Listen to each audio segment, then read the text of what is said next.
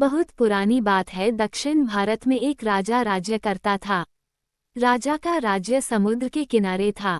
राजा को भोजन के साथ मछलियां खाने का बहुत शौक था।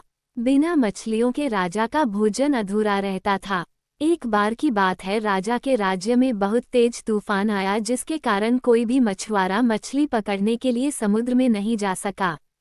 उस दिन राजा को भोजन में मछलियां नहीं मिली, जिससे राजा बहुत उदास हो गया।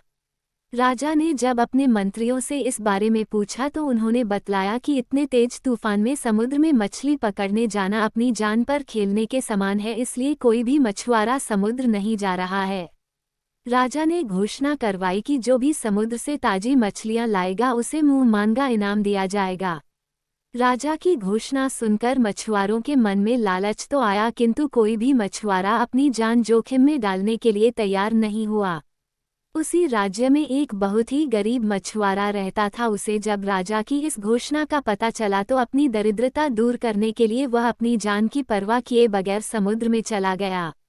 समुद्र में उसने जाल फेंका, जिसमें कई बड़ी बड़ी मछलियां फंस गई।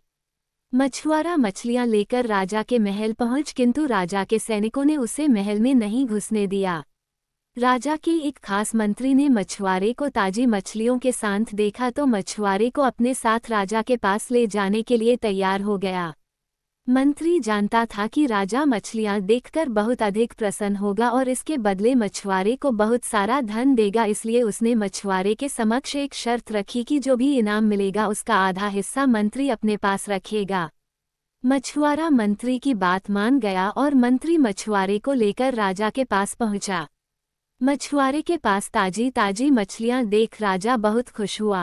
राजा ने मछुआरे को मुंह मांगा इनाम मांगने के लिए कहा। मछुआरा राजा से हाथ जोड़कर बोला, महाराज, मुझे 20 कोड़े मारे जाएं। मछुआरे की बात सुनकर राजा को बड़ा आश्चर्य हुआ और उसने फिर से मछुआरे से कुछ मांगने के लिए कहा, किंतु मछुआरे ने फिर 20 कोड़े खाने का इनाम मांगा। राजा ने अपने सैनिकों को बुलाया और मछुआरे को 20 कोड़े मारने का आदेश दिया। सैनिकों ने मछुआरे को कोड़े मारना शुरू किया।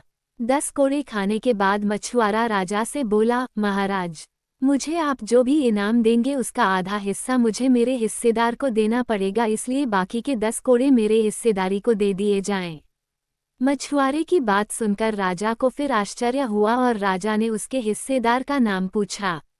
मछुआरा मंत्री की तरफ इशारा करते हुए बोला, महाराज, यही मेरे हिस्सेदार हैं। इन्होंने ही मुझे आपके पास लाने के बदले प्राप्त इनाम का आधा हिस्सा मांगा है। राजा ने मंत्री की ओर देखा तो मंत्री ने शर्म से अपना सर झुका लिया। राजा ने आदेश दिया कि बाकी की 10 कोड़े मछुआरे के हिस्सेदार को मारे जाएं। सैनिकों ने राजा के आदेश पर मंत्री को 10 कोड़े मारे।